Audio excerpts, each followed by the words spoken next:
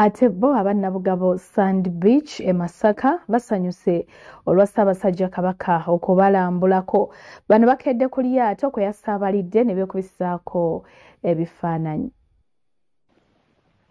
Ssaabasajja Kabaka Ronald Mbonde Mutubi Okubiri alambuddeko ekifo kya musajja Bihamani Kasozi ekya Sand Beach Nabugabo.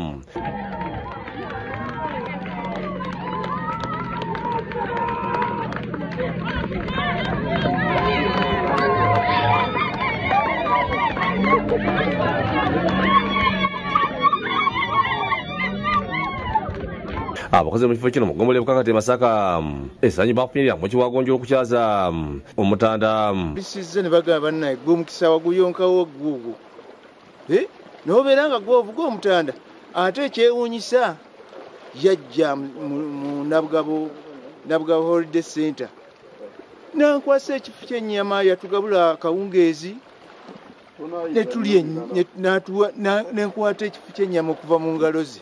Kakati emirundi egyo yonna lwaki senyumiriza.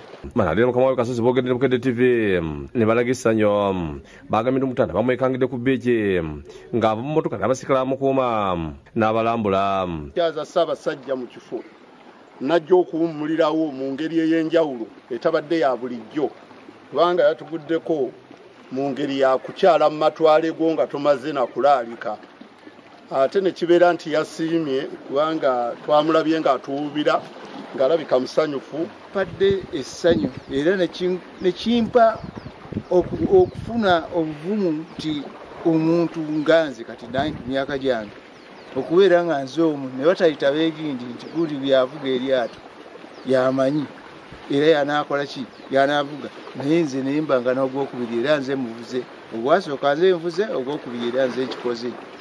Muzeeyi Jackson Mutubi emyaka 65 yini banne boogedde ku byabadde bakedde ku lyato omutanda mwe yasabalidde okukubya ebifaananyi. Kale ekintu kino kyampadde essanyu n'ekifo kyaffe okulaba nga tukyaza omutanda owatali kugamba nti babalaalise nti ajja oba ajja ssaawa bwe ziti ate ne tubeera naye bulungi n'asobola n'okuvaawo mu mirembe. Kale ekintu ekyo kikulu nnyo. Ssenawuli abaagala yina yakusakidde eggulu nkuba Bukedde TV. Wangala ayi Ssaabasajja Kabaka ate Ssaalongo omukazi we gwalumiriza okumubbako obwale bwe obw'omunda ategeezezza nti tasobola kubumuddiza era abyerabire n'okubyerabira kubanga obwale buno ye yabumugulira nga yeeyambisa ssente ze. Amuwadde gaabuwa amuwa abaana be baawukane mu mirembe. Bino byonna bibadde ewa Collins Kafeero nga bano babadde bakomyewo ku nsonga ezize ziba bobbya omutwe nga mu ofiisi eno yekwasaganya ensonga z'amaka e Kayunga. Nnaalongo atunka ne Ssaalongo we gwalinamu abaana 6 olw'okumubbira obuwale bw'obwomunda alemeddeko ng'ayagala abumuddize. Ono agamba Ssaalongo ayagala nnyo ebyokweraguza ng'ayinza okubweyambisa okumukola ekikyamu. Empale zange n'okutambala w'omuliri mbyagala ebyo bikutambuza kubasaba abaganda ng'ologanze Nnaalongo.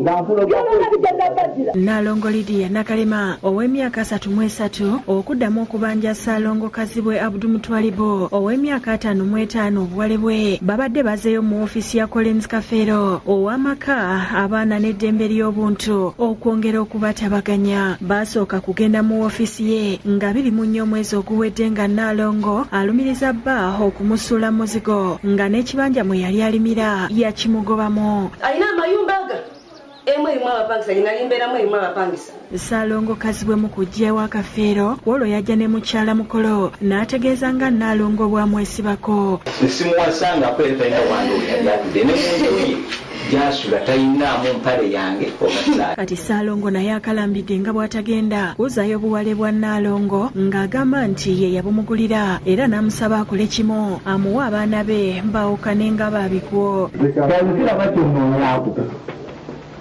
Bw'onoonyaako byange byonna kiteete nkusaba Saalongo kyamwetaaga.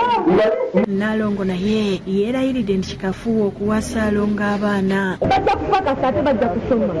Pakasiza abaana bange.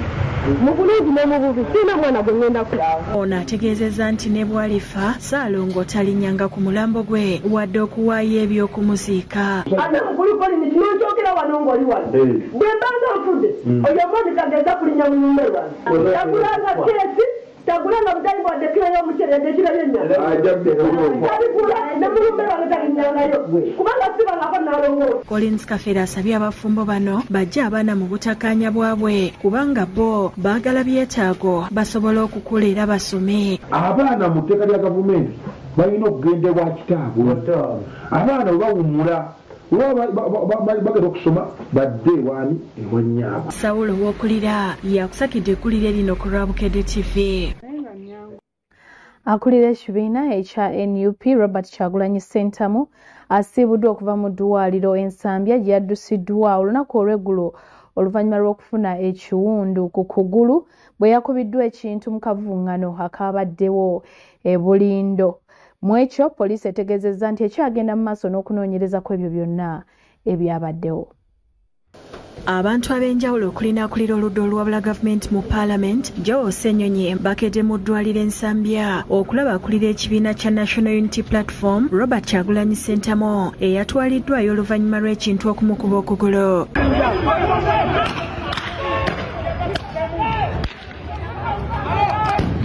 Kyagulanyi yafunye ekisago poliisi bwe yabadde bagumbulula e Bulindo ng'ava mu maka ga munnamateeka Fred Musi. Kati ku ssaawa 7 Kyagulanyi asiibuddwa okudda maka ge Magere. Ssenyonyi agambye nti okusiibula omulwadde be bakisabye abasawo oluvannyuma lw'okulaba nga batawaanyizibwa b'ebyokwerinda ababadde baagala Kyagulanyi akole sitatimenti era nga babanja n'ebbaluwa ezikwata ku mulwadde ekintu ekitakkirizibwa. Bamulongoosezza abakoze minor surgery okugyamu obupapajjo obwo bu fragments obwatiyagasikaniso bwabadde bumuyingidde mu kigere n'asaba oba basobola okumusiibula kubanga embeera wano ebadde etandise okwonoonekamuko. Okubiira ddala ekiro wabadde wajjawo wano ba state operatives nga bali mu ngoye ezaleeya nga batisatisa eddwaliro mutuwe medical records zirina kubeera za kyama za mukyala we ne family naye nga balemerako ekyomukisa omulungi eddwaliro ligaana. Asabye poliisi ennyonnyole ku tiyagaasi gwe bakozesezza kubanga si gwe mulundi ogusoose tiyagaasi okulumya omuntu. Mwalaba ekyatuuka ku Ashraf Kasirye twali eregu mu campaigns bakuba omukyala okugulu kwonna kwonna ne kusesebbuka. So bamanyi nti bya bulabe naye ate babikozesa ne ku bakulembeze baffe ng'owekitiibwa Kyagulanyi twagala okutegeera kiki. Kyagulanyi atambulidde mu ambulensi y'omubaka Ronald Nsubuga bali mwezo owa Nakawa East ng'awerekerwako oluseregende lwa mmotoka okuli ne kabangaliza poliisi okutuuka mu maka ge Magere. Mu mbeera eno omwogezi wa poliisi mu ggwanga Kituma Rusoke ayise olukuŋŋaana lwa bannamawulire n'alambulula ku byabaddewo agamba nti enfunda nnyingi Kyagulanyi wabeera alaze tagoberera mateeka ekintu kye batayinza kukkiriza. Wazze kyovala ezimu nkadde wazze wabeerawo a breakdown in the obedience to regulations ezaali etaaze okubeerawo so that ekintu kitambule bulungi. Agamba nti Kyagulanyi bwe yabadde e Bulindo yamaliriza okusaba mu maka ga munnamateeka Fred Musi n'ayagala okutambula ekyaleesewo akalippagano k'ebidduka olwo poliisi n'ekozesa amaanyi. Obuzibu bwe bwajjidde bwe bavudde mu maka gurupu ya Kyagulanyi ne Kyagulanyi bayingidde batandise procession bwe negenda paka mu Bulindo mu town. Poliisi negezaako okubaziiza. Agamba mu kavuyo kano Kyagulanyi yeekasi eyakoseddwa n'abasirikale baabwe 3 bafunye ebisago okwosaako emmotoka za poliisi 2 ezaayonoonese. Omwami Kyagulanyi yafunye obuvune. Abapoliisi 3 bafunye obuvune. Emmotoka za poliisi 2 bazikubye. Now, si bwe twali yagadde ebintu bitambule. Mu kunnyonnyola ku ndabika y'ekiwundu kya Kyagulanyi, Kituma agambye nti abakugu balina okubabuulira ekyatuuseewo. Sijjukirangako kutunuulira kiwundu kya muntu nempa opinion opinion ewa ng'emaze okutunuulira ekiwunde bayamusawo. Obed Lutale ne Mutebi Sulaiman be bakusakidde ekkulire lino ku Lwabukedde TV. Ate yo kampuni eya Vision Group etongozza enkolagana ne kampuni enkozi y'amabaati n'ebizimbisibwa eya Roofings ng'eno essangibwa Namanveko ne Lubowa bakwongera okukwatagana mu nteekateeka ez'okukuuma obutonde bw'ensi. Abakulu mu Vision Group olunaku olwaleero balambudde ekkolero lino e Namanve era ne basiima ebyo byonna ebikolebwayo. Abakungu ba Vision Group okugenda okulambula ekkolero ly'amabaati erya Roofings e Namanve bakulembeddwamu agikulira Don Innocent Wanyama. Ssentebe wa kampuni ya Roofings Dr. Skanda Lalani, Senkulu waayo Shei Alif n'abalala babalambuza ekkolero lino. Okulambula kututte essaawa ezisobye mu 2 nga Wanyama atenderezza obunene bw'ekkolero lino n'engeri gye lyongeddemu okwefuga ekisaawe ky'ebizimbisibwa mu ggwanga. Okulambula oluwedde abakulu beevumbye akafubo okuteesa ku ngeri gye banaanywezaamu enkolagana wakati wa kampuni zombi. Ssentebe wa Roofings Dr. Skanda ategeezezza nti ekkolero lino lyatandika mu mwaka gwa 1994 nga lyatandikira Lubowa ku Lwentebe naye nga kati kampuni eyongedde okusimba emirandira. So this is how we started in Lubowa. So originally 3,000 square meters of space. Rocco Construction was the one to build the factory. I think in 10 months they built the factory itself. Agikulira Shei Alif ategeezezza nti bafubye okussa ensimbi mu byuma eby'omulembe n'okubangula abavubuka okufuna obukugu obw'enjawulo. We kept our focus on the quality of the output by investing in very good machines, one of the best available in the world, and training the people, having the best people working. Bano beenyumiriza mu kugabira amalwaliro omukka gwa oxygen ku bwereere ogwataasa ennyo abantu mu biseera COVID-19 we yakyakira. Wanyama asabye Roofings okukwatagana ne Vision Group mu nteekateeka ez'enjawulo okuli ey'okukuuma obutonde bw'ensi mu masomero n'enteekateeka y'omwoleso gw'amayumba n'ebizimbisibwa ogwa Homes and Construction Expo ogubeerawo buli mwaka mu mwezi ogw'E11. The Climate Action Forum, I think, is critical for us and you. The Homes and Construction Expo.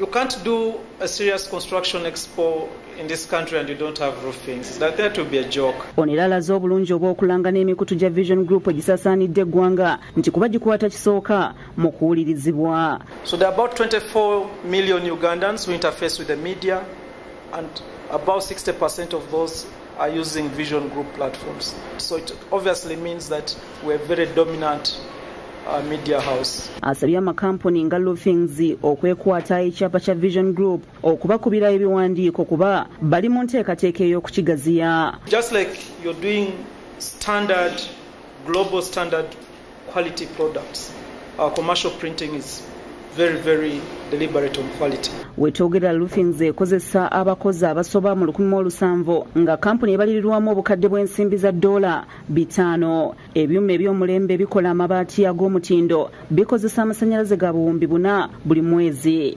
So we anticipate our power consumption will go up by 50% in the first 2 years. So that means a power bill of 6 billion shillings over the next 2 years. That's on power consumption. Fred Kajubi yakusakidde eggulire lino ku Lwabukedde TV. Ate bwe tweyongerayo ye akulira kooti Entebbe omulamuzi Stella Maris asindise Ssebwato Job kwalimanda mu kkomera ekigo ku misango egy'okutta omuntu. Ono kigambibwa nti omusango yaguza mwaka gwa 2021 ng'amaze ebbanga ng'aliira ku nsiko. Ssebwato Job yasimbiddwa mu kaguli ka kooti Entebbe mu maaso g'omulamuzi Stella Maris Amabirisi ku misango egy'okutta Hodaka Tom ng'ono kigambibwa nti yamukumako omuliro mu mmotoka ye bwe yali agenze ku ttaka lye erisangibwa ebwerenga mu biseera eby'omuggalo gwa COVID-19. Omulamuzi ategeezezza Ssebwato ne munnamateeka we Lutalo Derek ng'omusango guno bwe guli ogwa Nagomola nga gulina kuwulirwa kooti nkulu yokka nga tebateekeddwa kubaako na kibanyiga. Omuwabi wa kooti Paul Gahebwa ategeezezza ng'okunoonyereza musango guno bwe kutannagwa n'asaba omulamuzi okugwongezaayo ekintu kyakkiriza era nga guddamu nga 25 omwezi ogw'omwenda omwaka guno. Ssebwato bw'atyo asindikiddwa mu kkomera Ekigo. Abamu ku b'eŋŋanda ababadde mu kkooti bakira bawanise ebifaananyi by'Odaka ne basaba bekikwatako okukwata n'abalala abakyaliira ku nsiko Ssebwato baagambibwa okuzza nabo omusango. Omuntu waffe gwe batta nga bamulanga ekibanja kye ekiri Buziga bamutira Bwemage bamwokyera mu mmotoka twagala bonna babakwate. Okusinziira ku mpaba ya kkooti Ssebwato ne banne nga bakozesa amafuta baayokya Odaka Tom eyaliko obulemu ng'ali mu mmotoka ye era nti dereeva we yadduka okumutaasa naye yaddusibwa mu ddwaliro ly'Ekisubi gye yafiira oluvannyuma lw'omuliro okumwokya nga 27 omwezi ogw'omwenda 2021. Twali tugenze ku ttaka lyaffe eBwerenga omuganda waffe Tom Odaka nevaayo ekibinja ky'abantu ne bamutta. Musajja atu yali mulema nga kyayasigaza ku mutwe kyokka bwe bwongo ne bamwokyeza mu mmotoka ye. Ettaka eryaviirako okwokebwa ku Odaka liweza yiika 2 n'ekitondo eBwerenga ng'Odaka yali yaligula ng'alinako n'ekyapa. Gansaba bwenkanya baamutira Bwemage mu bintu ebitaliimu olw'ebintu bye yakolerera ddala omwavu tabeereko n'akake. Abooluganda lw'omugenzi okuli Kitata Bashir basabye kkooti okubawa obwenkanya era n'ebitongole ebivunaanyizibwa ne babisaba okukwata abalala abali mu musango guno. Abaana yatulekera abaana bato tetulina kyakikolera. Kitegeera tusaba tukola ki? Tusaba bwenkanya. Twagala bwenkanya bantu bano kwatibwa. Munnamateeka wa Ssebwato nga Derek Lutalo ategeeza nti omuntu we talina musango bamulanga Bwemage. Okuloopa Ssebwato wanga bigambibwa nti n'abaamuwayiriza teri yamulaba ne baŋŋamba nange baŋŋamba nti yaliwo. Tuli mu bigambo bya lugambo. Ssenfuma Joseph Innocent yakusakidde eggulire lino ku Rabukedde TV.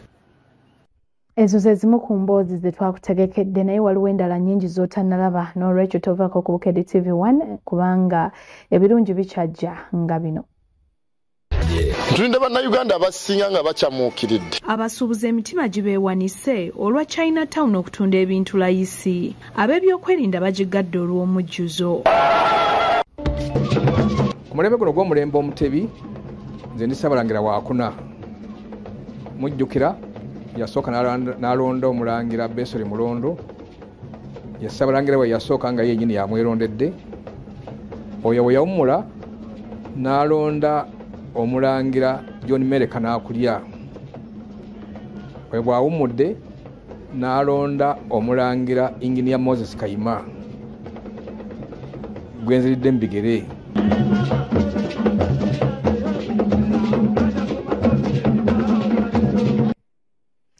Kale kitundu kya kubiri ekyagatali konfufu kulikayo nnyo mu kuwummulamu okwo. Ye omuwala yatunda ennyumba nga yakalya obusika bwa kitaawe akyasika omuguwa ne nnyina.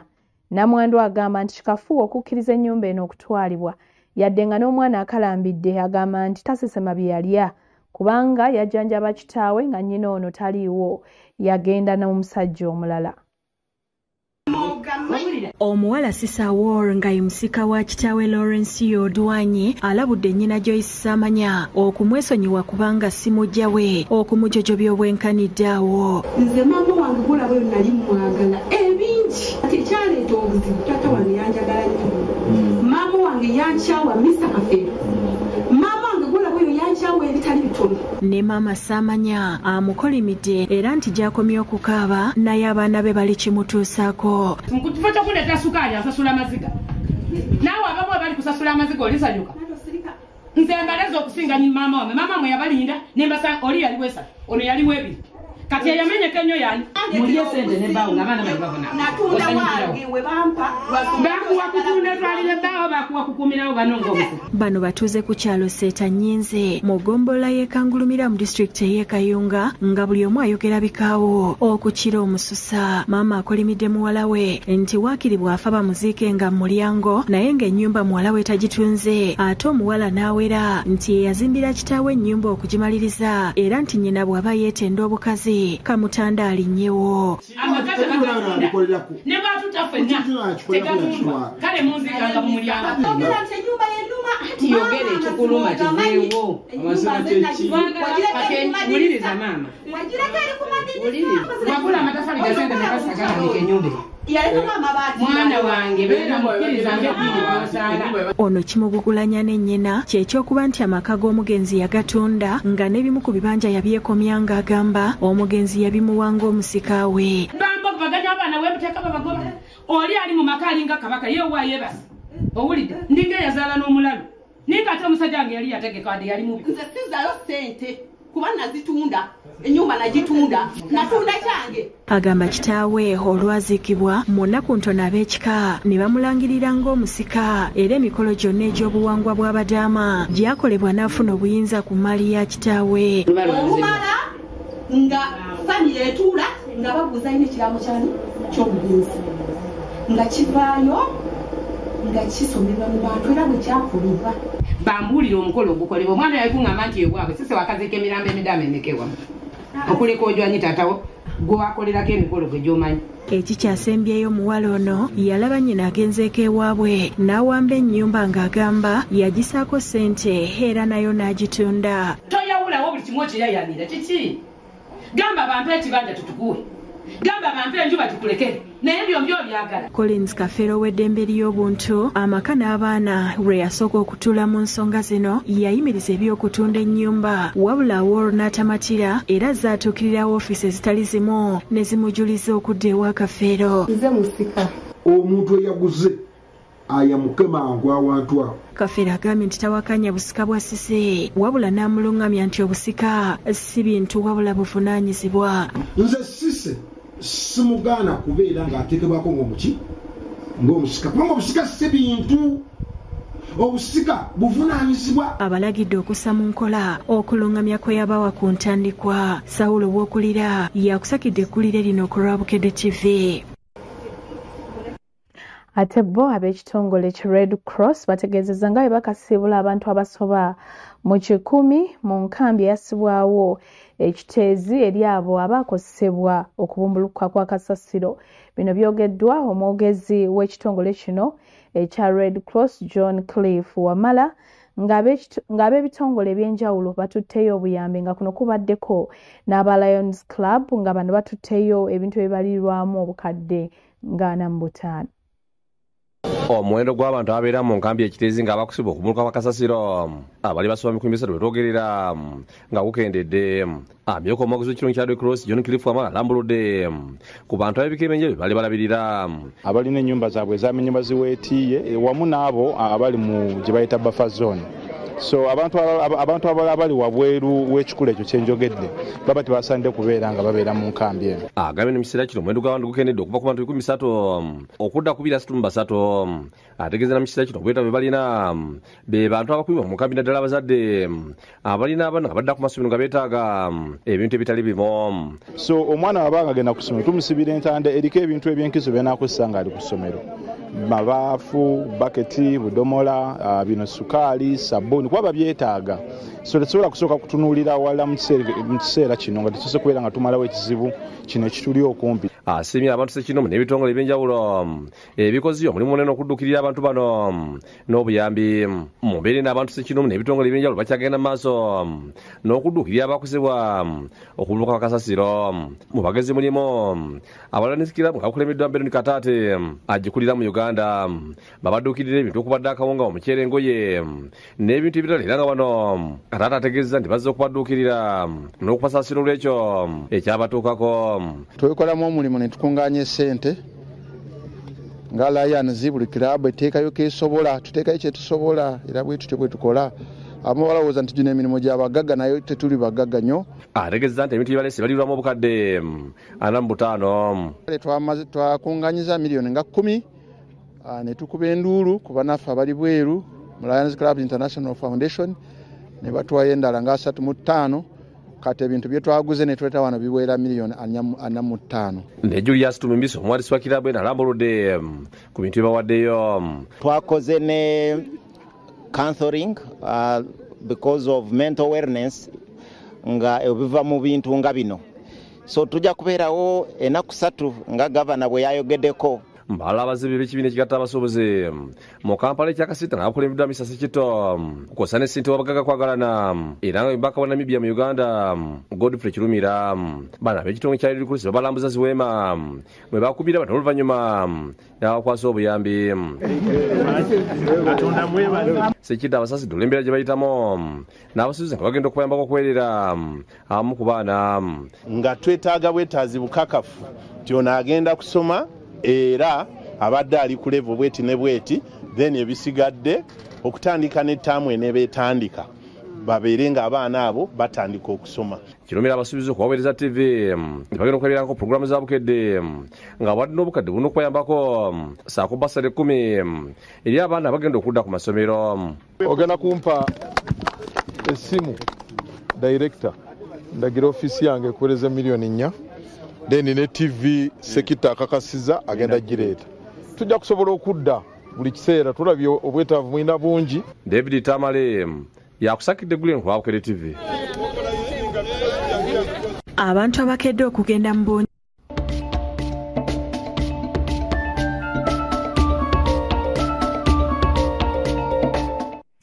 kale mwebalire ddala abakyekomidde ku Bukere TV 1 tweyongeddeyo n'abantu abakedde mu ssemaduuka owa China Town Superstores nga bano basangibwa Lugogo bavuddeyo batolotooma olw'ab'ebyokwerinda okubagaana olwo ne baggala ekifo.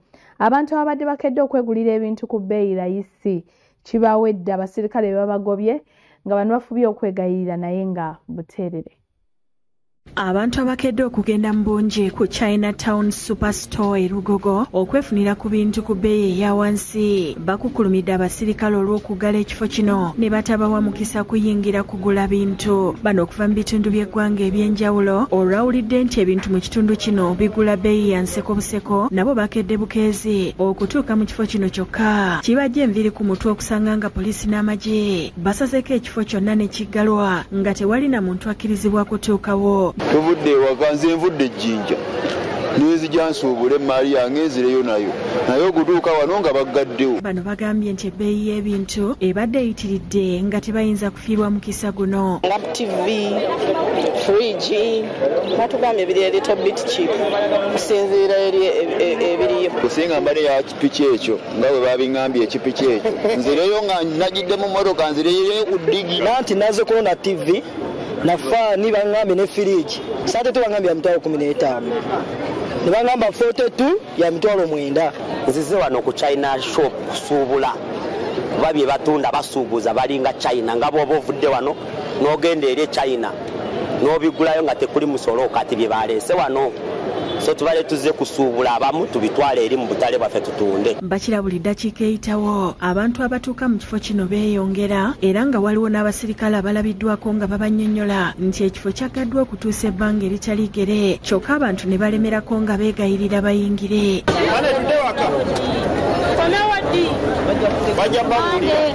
Gavumenti ekkirize bagulewo tugule tusombye. Oluvannyuma lw'ekiseera nga abasirikale bagezaako okwennyonnyola abantu okuva mu kifo kino nga bagaanye basazeewo okuleeta maneja wa Chinatown David Kabarage okugezaako okubannyonnyola kyokka olumulabye ne baddamu okuleekaanira waggulu nga babasaba bagulewo beefunire ku bintu. Agezezaako okwogerezeganya nabo naye nga tebawulira olw'obungi bw'atyo n'asalawo okugula wajjayo omuzindaalo munda ekisoose okulowoozesa abantu ababaddewo nti babaguliddewo basobole okugula ku bintu bino kyokka olugaddewo ate ne bamuŋoola. Maneja ayogedde ne bannamawulire n'ategeeza nti bakyalina emisoso gye bamaliriza n'abakuumaddembe balyoke bagulewo ekifo kino. Kubanga muli bangi tetusobola kubanga tubagulirawo nga tetwabweteekateeka bulungi. Tulikolera wamu ne poliisi n'ebitongole ebyokwerinda okulaba nti tubaweereza bulungi. Tuyambe batuleetereko branch Ejjinja bateekeyo branch Eiganga bateekeyo branch. Yo mu kibuga Kampala embeera esibye ya kimpowooze olw'omuwendo gw'abantu abakirimu okuba omutono nga bangi tebakyajja bakeera ku Chinatown okwegulira ku bintu. Bano bakukulumye olwa ssemaduuka ono gwe bagamba nti abalese mu kufiirizibwa ekitadde ebyobusuubuzi mu matika. obusuubuzi kaweddemu balandi road ebizimbe tekyali ddiiru. Abamu ku bakulembeze b'abasuubuzi okuli John Kabanda ne Godfrey Katongole baagala wabeewo ensinkano wakati w'abaddukanya ssemaduuka ono n'aba minisitule y'ebyobusuubuzi okwekenneenya n'okwanukula ebibuuzo ebingi bye balina. Okozesa criterias ki ze tuba tukozesa naffe okufuna ku magoba oba okukola bizinensi nga bo bwe bazikola. Sawa gavumenti eyingire mu nsonga eno. Abantu bano abachina abali mu maduuka ng'ebintu bye babyekolera walina okubaawo ekikolebwa. Etteeka lya competitive law lyetaaga okuseetinga. Ssentebe wa Kasita Tadias Musoke Nagenda atidde nti bannaabwe abamu boolekedde okuggalawo bizinensi zaabwe ne banka okubawa ebyabwe kuba tebakyakola. Ebizimbe biri mu Kampala bigenda kusigala nga bikalu. Kyo kigenda okuddirira. Banka zigenda kubitwala. Tunuulira abakolera mu maduuka ago bagenda kuba tebakyalina mirimu. Asabye abantu obutakyamuukirira nnyo olwa layisi atundibwa wabula beekenneenye n'omutindo. Ntulinde bannayuganda abasinga nga bakyamuukiridde nti nedda batunda layisi naye totunuulidde mutindo kikyoguze. James Magala ne Disan Mutyaba be bakusakidde eggulire lino ku Rabukedde TV. Ate bo abavubuka ba ghetto bakubiddwa enkata President Museveni bw'abawadde pichipichi ezisobye 30 zibayambe okuliikiriza sako zaabwe. Avunaanyizibwa ku byensimbi mu State House Jane Bareche yabakwasizza pichipichi zino ng'abadde ne Brigadier Christopher Damulira ng'ono yakulira crime intelligence mu police. Gyebuvuddeko Pulezidenti Museveni yasindika ssente ako bikomo obukadde 200 mu ssaako za ghetto 12 nga buli omu yafuna obukadde 10 eky'okuyamba abavubuka abagetto okukyusa obulamu. Kati buli ssaako ajongedde pichipichi 3 ziyambeko okuliikiriza ssaako zino n'okwanguya enkola y'emirimu bavubuka abagetto. Pichipichi zibakwasiddwa avunaanyizibwa ku byensimbi mu State House Jane Bareche Brigadier Christopher Damu yakulira ekitongole kya crime intelligence mu polisi ako ne Major Emma Kutesa mu mukolo ogubadde bwayise nga gwetabiddwa akavuka bageto abatali bamu. Kalyango Shafik Sente wa Wasimi Brigadier Damulira ne Major Kutesa olw'okubateekateeka okubatuusa ku ddaala we bali ne baza President Museveni olw'okulira okulajana kwabwe. President Yoweri Kaguta Museveni asobodde otegeera omwana wa ghetto na biki byayitamu. Tukyusiza obulamu bwaffe era n'obumenyi bw'abateeka tebukyaliwo mu ggwanga nga bwe bwali luli. Yemejja Kutesa Simi President Museveni olw'okukyusa abavubuka abageto nati bangi balina ebirubirwa mu bulamu. Tuli mu compiling abafunye ne projects zaabwe zibagenda kukola bizinesi babateereko ekitabo ko tebajja kubanga bagikuwa ate bagiwa State House Controller. Brigadier Damulira yalabudde abavubuka bageto okuwala emize okulya obwamalaaya betting n'okunyenya kuba bebatta obwongo ne bakola ebitali bituufu. Enjaga eyo noono okutegeera kwaffe obwamalaaya buvaamu obulwadde gamboli nga tunafuya obwongo ne tuleka okwekolera. Alambuludde ku buyambi President Museveni bazaawo abageto era n'abasaba okukola ennyo okweyimirizaawo. Tegeera obulumi n'obunaku bwe tulimu tusobola kujja ssente mu banka abamu tetulina ndanga muntu ne pikipiki zino n'ebintu ebirala bingi ebijja okujja bigenda kututeera akasente mu nsawo obumenyi bw'amateeka bwongera okukola ki nendiira. Yebale kyasa y'abavubuka bageto bave mu kwekubagiza bakole nnyo kuba pulezidenti abawadde buli ekyetaagisa. Esente zimufunye muzikozesa okwekulaakulanya kubanga tujja kuba tubalondoola tulaba sente z'otutte ogenze zikozesa ki okikoze. Abanyulira pichipichi President z'abawadde era abavubuka balaze essanyu lya suso olwa pulezidenti okubasoosowaza. Naye ezipiki zino si zaakuteeka ku ofiisi zakwongera sente mu saako zammwe kikyekyo buli saako yabawadde pichipichi 3.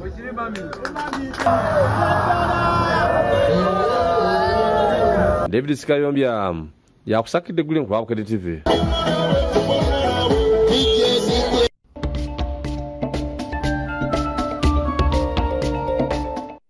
Katugende mbozi yaffe esembayo oluvannyuma tugende mu by'emizannyo.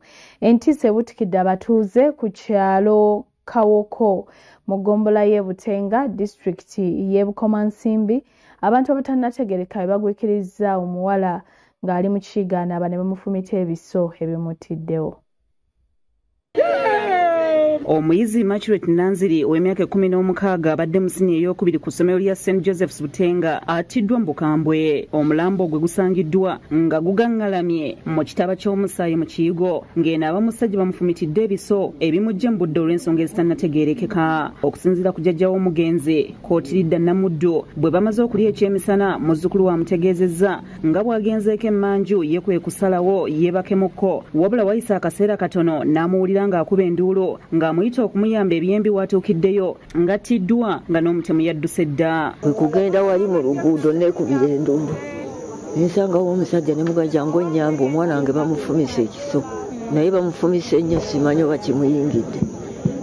Najja ne tumusitulayo mu nju ne tumuteeka awo olwo olugoye ndumubiseeko bubisi abadde bwereere. Mama w'omugenzi Hadija Nabyonga agamba nti yakoma okulaba omwana we ennaku 2 eziyise bwe yagenza okunona muto we babeere bombi ewa jjajjaabwe aleme kuwubaala. Mbadde ntuddeawo kabalaza nga njuza ensansa munne najja ngadduka n'aŋŋamba maama Queen mbu bamusse ne mubuuza bamusse batya n'aŋŋamba simanyi naye omwana wa Mike yazze n'atugamba nti Queen bamusse. Abadduukirize beewuunyizza omutemu kyalanze omwana ono atabadde na buzibu bwonna. Adde muntu mulamu nnyo nnyo nga mukkakkamu nga bw'okiwulira. Era neereesewo okutya mu bazadde ab'enjawulo naddala abalina abaana abawala kuba tebamanyi kiki kikola ki kidda. Bano banenyezza poliisi olw'okulemererwa okutuuka mu budde so nga bagitegeezezza bukyali nga balowooza nti yandiyambyeko okufeffetta omutemo. Obudde bagikubira nti tukyali tubaliteneza amafuta. Kye tuyinza okusaba mu budde buno poliisi eyongeze kuvunaanyizibwa. Oluvannyuma poliisi y'e Bukomansimbi ezze n'embwa enkonzi y'olusu wabula mpawo kyezudde. Amyuka ssentebe wa disitulikiti y'e Bukomansimbi Mubaraka Sebuufu mwennyamivu olw'ettemu eryeyongedde nga mu mwaka gumu abatuuze 8 batemuddwa. Abantu bonna abanaateeberezebwa ne bwe banokola bunokozi ku linnya lyo nga bakuteebereza tusaba poliisi abantu abo bakwate. Omulambo poliisi egututte mu ggwanika ly'eddwaliro ekkulu e Masaka okwongera okwekebejjebwa. Omwogezi wa poliisi mu bbendobendo ly'e Masaka Twaha Kasirye akakasizza ettemu lino n'agamba nti omuyiggo gw'abakoze ekikolwa kino gutandise. Tuguddewo omusango gw'obutemu nga bakozesa ebisinga ebiso era guli ku namba 1013 ey'omwaka guno 2024. Fiona Nannyomo yakusakidde eggulire lino ku Lwabukedde TV.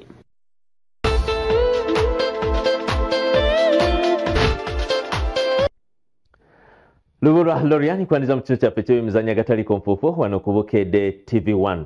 Empaka za Africa ez'okusunsula amawanga agajja okwetaamuza akamaliza zigenda okubeera mu Morocco omwaka ogujja zitandise olunaku olwaleero n'emipiira 4 egizanyiddwa. Sudan be basoose mu nsiko olunaku olwaleero nga bakakanye ku Niger ne bagikuba goal ebaddemu ku bwerere ate ng'emipiira emirala egizeewo Comoros ne Gambia balemaganye ku goal emu ku emu. Libya ng'etendekebwa Micho eyaliko omutendesi wa Uganda Cranes ekoze maliri ne Rwanda ku goal emu ku emu ate nga yo Tanzania eremaganye ne Ethiopia 0-0. Yo Uganda Cranes egenda kuba eyingira ensiko olunaku lugenda kubeera Lwakutaano era nga baprofessional bayo bonna bebadde essuubira okuba mu nkambi bonna bataka era nga kati balindiridde kimu kutunkana bannyinimu aba South Africa mu mupiira gw'ogenda okusooka ogw'ekibinja mu mpaka zino ze zimu zennyini ez'okusunsulamu ogenda mu za Africa ez'akamaliza omwaka ogujja mu Morocco. Mohamed Shaban wamu ne Dennis Omedi bogedde mu mbeera nga bweri mu nkambi.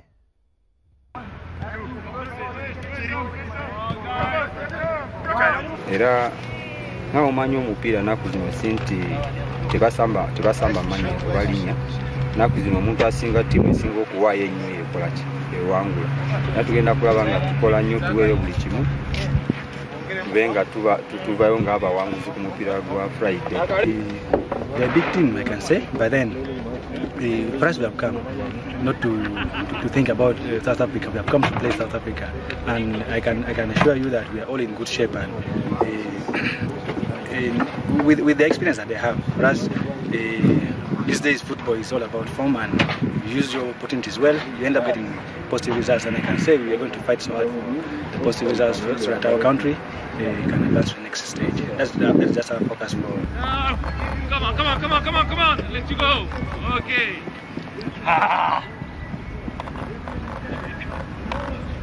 Okay, so that. Okay. Ate nga tugenzeko muzanyo gw'okubaka Farida Kadondi ngono azanyira timu y'eggwanga y'omuzanyo gw'okubaka eya She Cranes wamu ne kilabu ya Makindye Weeyonje amaliriza ebyokwegatta kilabu ya Nottingham Forest mu Bungereza. Katwabe ebisingawo. Omuzibizi wa She Cranes Farida Kadondi yeegase kilabu ya Bungereza ey'okubaka eya Nottingham Forest Netball Club. Kadondi ng'abadde azannyira mu kilabu ya Makindye Weeyonje okwegatta ku Nottingham Forest agendedde ku bwereere. Ono afuse munnayuganda owokutaano okuzannya okubaka okw'ensimbi mu Bungereza nga yeegase ku Mary Nuba eyagenze mu Australia, Peace Proscovia, Anisha Mohamed ne Stella Oyera abatalina kilabu ssaawa eno. Nsanyufu nnyo olwa kino kye achievinze mu bulamu bwange kubanga mbadde nkikolerera ebbanga lyonna okuva we natandika omuzannyo gw'okubaka. Omuntu yenna yali agadde okifuna kyenyinza okugamba. Olw'essanyu lyennyina simanyi na kyakwogera, simanyi na wakutandikira. Farida Kadondi yali mpagirwaga nga She Cranes emala enfo ekyokutaano mpaka z'ensi yonna eza Netball World Cup ezali mu Cape Town ekya South Africa omwaka oguwedde. Mu 2021 Kadondi yayamba She Cranes okuwangula empaka za Pent Series ezali muwendo oku Namibia wamu n'okumalira mu kyokubiri mu mpaka za Africa Netball Cup omwaka gwe gumu. Naye nga neebaza kilabu yange eya Weeyonje gye mbadde nzanyiramu wano e Uganda. Simanyi nawe ntandikira boogerako kubanga mubadde bantu balungi ate nga muli bantu balungi mu bulamu bwange ne mu kariya yange munnyambye nnyo okusobola okutuuka wano wentuuse n'abantu bonna abanyambyeko byonna. Season ejja etandika mu February wa 2025 ng'asobola okusitula okwolekera Bungereza ku nkomerero y'omwaka guno. Oluvannyuma lw'okukola ennongoosereza mu liigi ya Bungereza kilabu 8 zokka ze zigenda okuvuganya mu season ya 2025 nga n'omuwendo gw'abazannyi abagwira mu buli kilabu gusayiddwa obutasuka bazannyi 2 mu buli kilabu. Kadondi okubeera omu ku bagwira bagenda okuzannya mu liigi eno kiraga nti abadde asukkulumye ku bazannyi abalala. Ate nga tugenzeko mizannyo gya Paralympic Games ejjindira mu kibuga Paris ekya Bufalansa, Bannayuganda 2 Usina Kundaku omuwuzi wamu n'omuddusi w'emisinde Peace Oloma bakoma mu nsiko olunaku olw'enkya. Enkya Bannayuganda 2 bali mu nsiike nga bano kuliko omuwuzi Usina Kundaku n'omuddusi Peace Oloma. Kundaku agenda kuba awuga mu mpaka za mita 5 freestyle ez'omutendera gwa S8 ku ssaawa 6:15 ez'emisana nga za kusunsulamu. Empaka Kundaku eziyasoose okuvuganyamu eza mita 10 breaststroke yakoze bulungi nga ku mulundi guno ayagala kwesogga final. The sprint event, it's only one lap, so it will take lots and lots of power, courage, and most of all mental strength, which is something we've also worked on for some time. I feel ready, and I promise to do my best as always. Tugezaako okumakinga sure nti tumaintaininga stamina yaffe ng'eri waggulu. Technically tugezaako okukola ku stats ezo. Twalina start ennungi mu event eyo, but we know strength yaffe y'enkizo gye tulina ku bantu betuuganayo mu category. Bannayuganda malali mu nsiike enkya Peace Oloma ng'alina obuzibu ku maaso ng'akomawo kudduka mbiro za mita 4 ez'okusunsula mu mutendera gwa T13. Mu mbiro za mita 1500 Oloma ze yasoose okuvuganyamu ku lw'omukaaga oluwedde teyakoze naye bulungi ng'amalidde mu kya 6. Onadduka ku ssaawa 3:30 ez'ekiro. Ate nga zo empaka z'omupiira eza Road to Anfield ezeetabamu amakampuni ag'enjawulo zikakasiddwa okuba zigenda kuzanyibwa ku lw'omukaaga luno nga ttiimu enaawangula alina omukisa ogenda e Bungereza okulaba omupiira gwa Liverpool ng'ettunka ne Arsenal season eno. Obululu bw'ekikopo kya Standard Cup bukwatiddwa leero ng'empaka za kuzannya mu kiseera kya KCCA Lugogo ku wiikendi eno ng'omukolo gubadde ku kitebe kya Standard Chartered Bank wano mu Kampala. Vision Group y'emu ku kampuni 41 ezigenda okuvuganya mu mpaka zino ng'omu ku bululu obukwatiddwa ababukedde akalulu kabasudde Quality Chemicals Industries, Nile Breweries, Jesse Farm Dairy ne Save the Children International A. The New Vision akalulu kabasudde ku CFAO Mobility A, General Hardware, Nansa na True North Consultant Limited ne Roofings Limited. Timu zaffe zombi zirimu byamaanyi ddala kuba Group H mulimu defending champion ate Group G nabo mulimu timu yali etuteko, so nkakasa nti preparations zaffe zirina okubeera nga zamaanyi ddala okusobola okuva mu kibinja. Tugenda kuteekenga buli mupiira nga eringa final gye tuli kuba ndowooza mu tournament zonna ze twetabamu nga Vision Group eno yemu ku tournament ze tusinga okutwala nga ezisinga obukulu. Saturday tuli ready, tournament tumaze kugitegeka, tuli Lugogo KCC grounds okuva ku machanyo, timu zamaze kwewandiisa, leero tukoze draw netufuna ne fixtures. Timu za kuvuganya mu bibinja 8 ng'omwaka oguwedde aba Steel Tube bwe baziwangula era nga bano batwalibwa mu kibuga Liverpool okulaba omupiira kutwa Liverpool ne Manchester City ku kisayi kya Anfield. Ku luno omuwanguzi wakulaba omupiira kutwa Liverpool ne Arsenal ku kisayi kya Anfield. Hagechide musike byemizanyo ekyo kyonako olwaleero nja kuwagaliza ekiro ekirungi akumata kumira mpeera musule bulungi mweraba.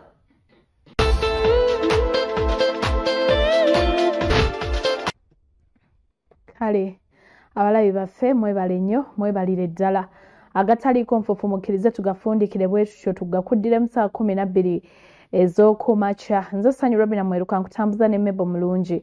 Abakushona Designs be banyambaza gomesi ez'omulembe bweziti naawe osobola okuyitayo ku Namirembe Road n'ofuna olugoye lwonna olw'omukolo lwe weetaaga. Omukama Katonda abakuume musule bulungi mweraba.